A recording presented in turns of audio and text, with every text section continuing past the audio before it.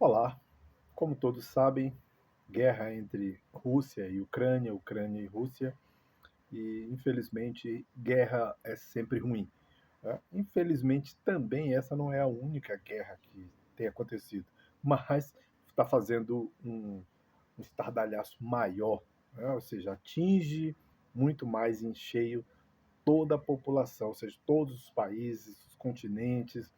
Então, é uma guerra como qualquer outra guerra, que ela não é apenas por uma fração de terra, por uma ideologia, não. Ela é muito mais ampla e ela sempre esbarra na questão econômica. Todas as guerras que nós tivemos, na Primeira Guerra não foi por conta da morte do Franz Ferdinando ou Francisco Ferdinando, como nós chamamos, mas e nem a Segunda Guerra não foi apenas pelo simples fato de Hitler, foi tudo uma questão econômica, de poder econômico, de quem domina, de quem controla. Tudo isso é, faz parte do jogo político, e infelizmente, então, as guerras também. Observem que todos têm um interesse, assim como foi na guerra do Iraque, a preocupação dos americanos era que não queimassem os poços de petróleo,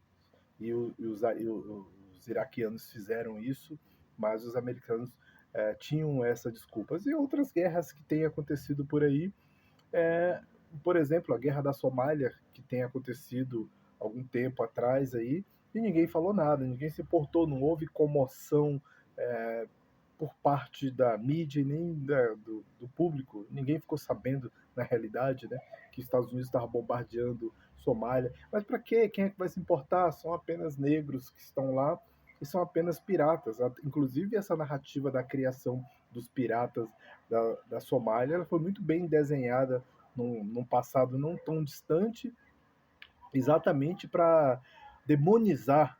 A mídia é muito boa nisso, lógico, contando com a ajuda dos governos. A mídia é muito ágil nessa questão de demonizar as pessoas e transformá-las em monstros de 800 cabeças. Então, agora nós estamos tendo a guerra entre Ucrânia e Rússia, e também tem vários fatores que, além de ser pontos estratégicos, econômicos e muito mais, é, nós agora estamos vendo a guerra apenas pela ótica midiática e apenas de um ponto, ou seja, como as histórias dos tempos passados, em que a gente conhecia a história de um ponto de vista positivista, quando a história era contada apenas pelo ponto de vista dos grandes heróis, dos grandes desbravadores, dos grandes navegadores, né? Então os capitães, os generais contavam as suas histórias e elas eram autenticadas, e nós estudávamos ou estudamos isso ainda nas escolas. Tem muita gente saudosista dessa época, até porque depois da escola dos análises nós podemos ter histórias por outros pontos de vista, né? Mas nós estamos vendo agora, né, com todas as sanções que a Rússia recebeu, inclusive fechamento do espaço aéreo em outros territórios para aeronaves russas particulares e comerciais, e também a Rússia foi banida do Facebook, banida do YouTube e de outras redes sociais importantes. Então, nós estamos vendo a guerra apenas pela ótica da Ucrânia. Lembrando que o presidente da Ucrânia é um neonazista. Tá? Ele é um neonazista, é um comediante neonazista que agora está sendo elevado ao status de Marte, de um grande herói, o salvador da pátria, como acontece em muitas regiões. Eu não sei qual seria o futuro dele depois, quando estiver nas garras do, dos grandes dominadores, mas no momento ele está sendo alçado a esse status de herói, é, porque a comoção é grande. É lógico que nós temos a tendência, quando observamos o tamanho da Rússia, o poderio bélico da Rússia, a gente fica um pouco comovido com a situação da Ucrânia. Mas muita coisa não foi feita de antemão por vários fatores, inclusive por conta da Ucrânia não fazer parte da OTAN. Já a Rússia faz parte. Mas esses embargos que foram feitos nos faz pensar, entender a guerra apenas pelo ponto de vista ucraniano.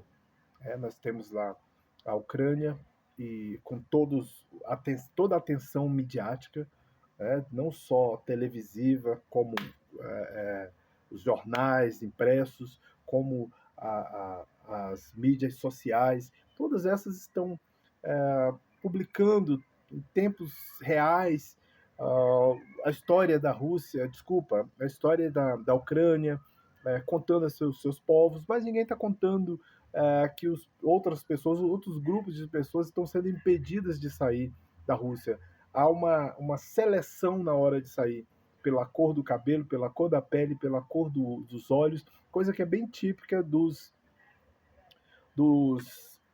europeus e não é de hoje, nem é da época do Hitler, muito antes do Hitler, as pessoas já faziam esse tipo de seleção, e continua isso acontece em solo americano, em solo europeu principalmente, então não há uma fuga disso, não há um distanciamento disso, sempre foi assim e sempre será, pelo menos não deveria ser, mas a tendência é que continue sendo.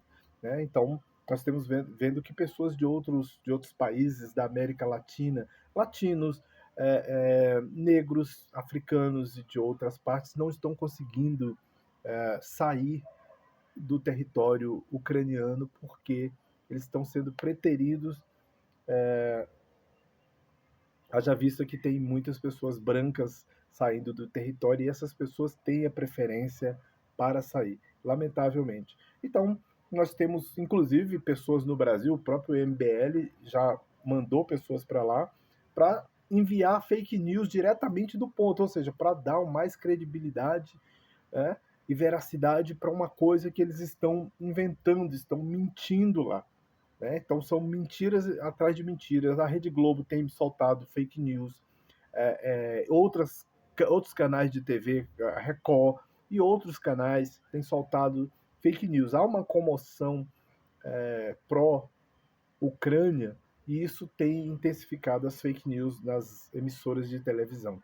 Inclusive, uma dessas TVs passou um vídeo da guerra da Síria, uma guerra de 2011, e eles pegaram um vídeo de 2011, quando o avião